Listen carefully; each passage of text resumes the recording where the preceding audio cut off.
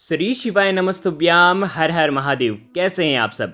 देखिए आज का ये वीडियो बहुत ही ज़्यादा खास होने वाला है। सावन का पवित्र महीना हम सभी जानते हैं कि 4 जुलाई से शुरू होने वाला है और इस बार सावन का जो महीना है पूरा 2 महीने तक चलने वाला है। 59 दिन का सावन का पवित्र महीना होने वाला है और इस सावन के पवित्र महीने में मनोकामना पूर्ति के महा उपाय आपको करना चाहिए। देखिए हम सावन का जो इंतज़ार है पूरे साल भर करते हैं और इस सावन के महीने में अगर हम कुछ भी उपाय करते हैं भगवान शिव के निमित्त तो हमारी मनोकामना निश्चित ही परिपूर्ण होती है। तो आज के इस वीडियो में हम आपको कुछ ऐसे उपाय बताएंगे जो कि आपको सावन के इस पवित्र महीने में करना है। सावन में कभी भी आप ये उपाय कर सकते हैं। सावन के सोमवार पर करना चाहें तो सोमवार के दिन कर लीजिए या सावन में कभी भी जब आपकी इच्छा हो तब आप ये उपाय कर सकते हैं। मात्र 2 लोटे से आपकी कैसे मनोकामना परिपूर्ण होती है सब इन उपायों के बारे में हम आपको बताएंगे। देखिए ये पूरे उपाय जितने भी उपाय हम बताएंगे पूज्य गुरुदेव पंडित प्रदीप जी मिश्रा की ही कथा सुन करके समझ करके समझाने का पूरा प्रयास करेंगे। लेकिन उससे पहले वीडियो को लाइक करें और भगवान शिव के यदि आप सच्चे भक्त हैं तो चैनल को ज़रूर सब्सक्राइब करें। देखिए सबसे पहला उपाय बहुत ही खास उपाय है, सबसे आसान सबसे पहला उपाय क्या करना है। कैसी भी मनोकामना है मात्र 2 लोटे जल से आपकी वो मनोकामना परिपूर्ण हो जाएगी। सावन में हर रोज आपको ये उपाय करना चाहिए या आप नहीं कर पाते हैं तो घर का कोई भी व्यक्ति ये उपाय कर सकता है। घर में अगर आपके बच्चे हैं वो भी उपाय कर सकते हैं, पति हैं वो भी उपाय कर सकते हैं, बुजुर्ग हैं वो भी उपाय कर सकते हैं यदि आप नहीं कर पाते हैं तो देखो ये उपाय बहुत ही खास है। सावन में किसी भी दिन ये उपाय किया जा सकता है। कैसे करेंगे समझना। 2 लोटे जल आपको लेना है। अब ये दोनों लोटे जल आपको आपके घर के मटके से लेना है। मटके का जल पितृ दोष को दूर करता है, पितृ दोष पितृ आशीर्वाद में बदल जाता है और पितृ तृप्त हो जाते हैं। तो सावन के महीने में आपके घर के मटके का जल आपको लेना है। 2 लोटे जल लेना है। देखिए 2 लोटे जल जो होंगे यदि आपके पास 2 तांबे के लोटे हैं तो तांबे के ले लीजिए। अगर 1 तांबे का है 1 स्टील का है तो वो ले सकते हैं। यदि 2 लोटे है ही नहीं तो 2 कटोरी ले लीजिए। यानी कि कुछ भी चीज़ लेना है लेकिन 2 लेना है। ज़रूरी नहीं है कि सेम धातु के हों, किसी भी धातु के हो सकते हैं। तांबे के लेना चाहे तो तांबे के, स्टील के लेना चाहे तो स्टील के, चांदी के लेना चाहे तो चांदी के। ठीक है 2 लोटे जल आपको लेना है। ठीक है और साथ में लेना है 1 बेलपत्र। आ गई आपको बात समझ में। अब आपको सावन में किसी भी एक दिन आपको भगवान शिव के मंदिर में जाना है। आपको क्या करना है, एक बेलपत्र अर्पित करना है। आप जब खड़े होंगे भगवान शिव के शिवलिंग के वहां पर तो आपका जो मुख होगा वो उत्तर दिशा की तरफ होना चाहिए। विशेष इस बात का ध्यान रखना, उत्तर दिशा की तरफ मुख होना चाहिए आपका। और आप भगवान शिव के शिवलिंग पर देखेंगे। ठीक है और उसके बाद दोनों हाथ में आपके लोटे होने चाहिए। ठीक है सबसे पहले क्या करना, 1 बेलपत्र भगवान शिव के शिवलिंग पर आपकी जो भी मनोकामना है वो बोल करके आप अर्पित कर देना। अब अर्पित कैसे करेंगे, जो डंडी का हिस्सा होगा वो होना चाहिए जलाधारी की तरफ। इस प्रकार से आप अर्पित कर देना। ठीक है अब आपको क्या करना है, ये दोनों लोटे के जो जल है वो एक साथ महादेव के शिवलिंग पर आपको अर्पित करना है।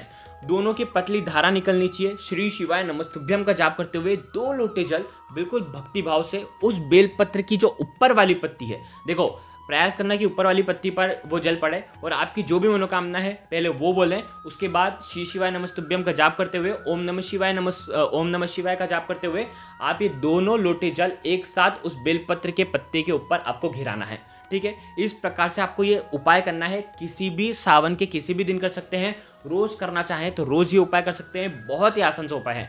बेलपत्र नहीं मिल पाती है तो भगवान शिव के ऊपर से चढ़ी हुई बेलपत्र शुद्ध जल डाल करके आप उसका उपयोग कर सकते हैं। तो देखिए इस प्रकार से आपको ये उपाय करना है और अंत में जो भी आपकी मनोकामना है वो वापस से महादेव को बोलना है। और ये सुंदर सा उपाय 2 लोटे जल वाला तो बहुत ही आसान सा उपाय था।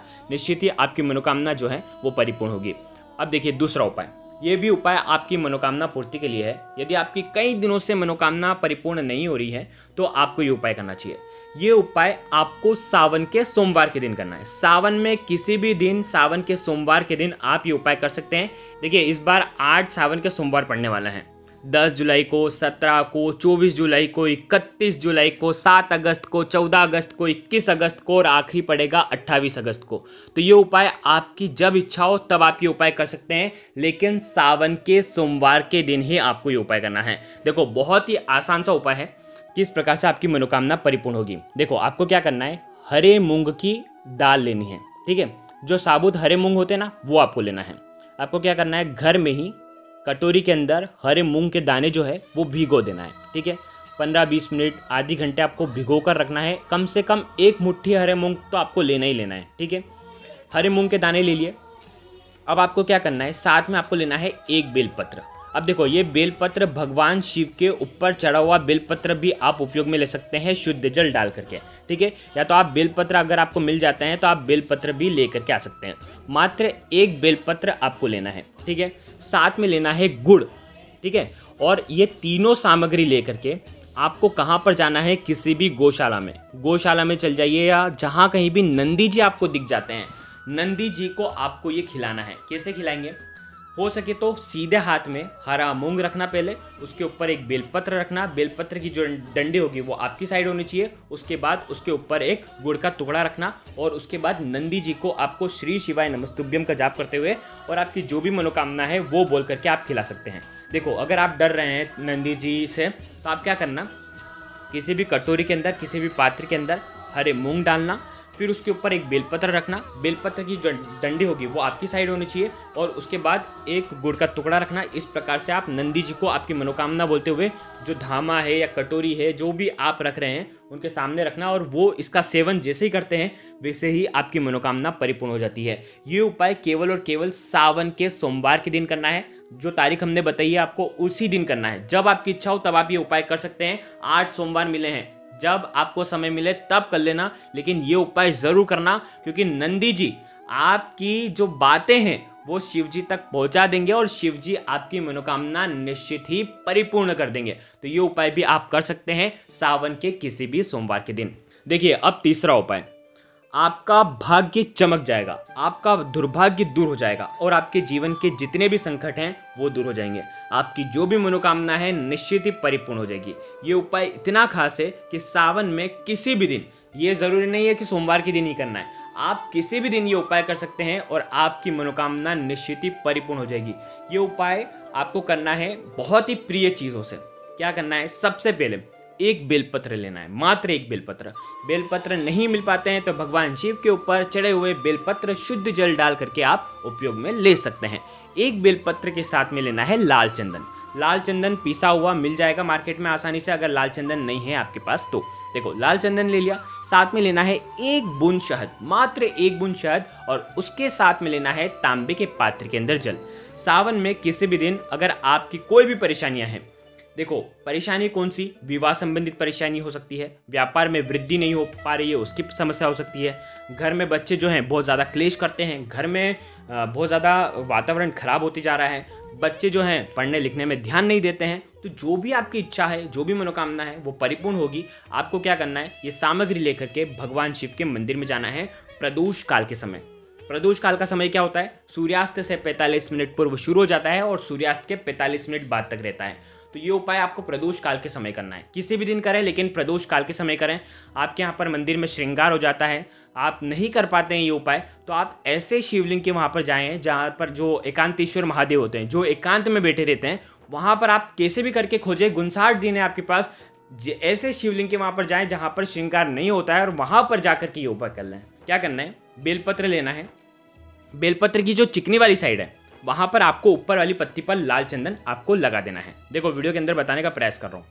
अब बेलपत्र को जो 3 पत्तियाँ जो होती हैं, जो नीचे की जो 2 पत्तियाँ होती हैं, उसका जो मिडिल है वहाँ पर आपको 1 बूंद शहद लगाना है। ठीक है, वीडियो के अंदर बताने का प्रयास कर रहा हूँ, इस प्रकार से शहद लगा देना। अब इस बेलपत्र को आपको महादेव के शिवलिंग पर अर्पित करना है, श्री शिवाय नमस्तुभ्यम का जाप करते हुए, और आपकी जो भी मनोकामना है वो बोल करके आप ये अर्पित कर दें।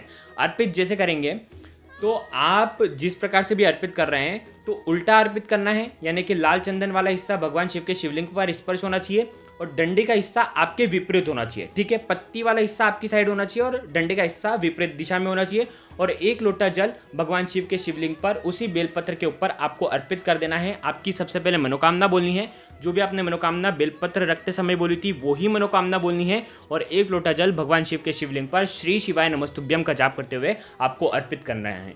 तो देखिए, आज के इस वीडियो में हमने आपको 3 महा उपाय बताए हैं जो कि सावन में आप किसी भी दिन कर सकते हैं।